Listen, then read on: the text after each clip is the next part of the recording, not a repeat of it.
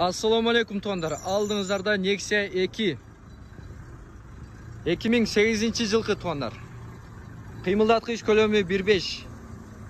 Гидравлика бар, электропакет бар туандар. Сырткы кузовторун караңыздар. Сырткы кузовторунда иш жок.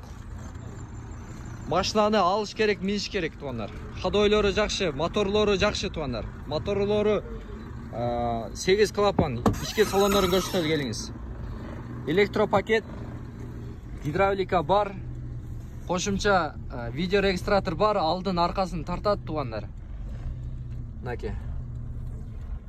Мантифондору өз ордунда, ички салондорун караңыздар туандар. Арка жагын көрсөтөйүн.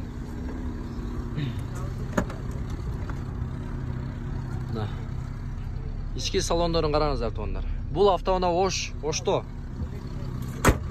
Дискаларынан Mercedes дегени жакты мага. 4 баллон, кышкы баллон. Мотор жагын көрсөтөйүн, келиңиздер.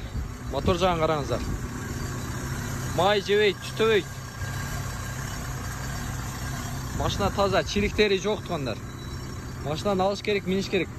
12 миңдик фары. 12 миңдик фары, линзовый дейт.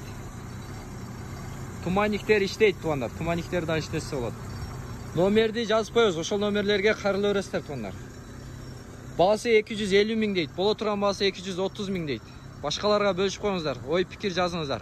Комментарийге сонун деген жазууну калтырып коюңуздар, эгер жаккан болсо машина. Машина жаккан болсо сонун деп жазып коюңуздар тугандар.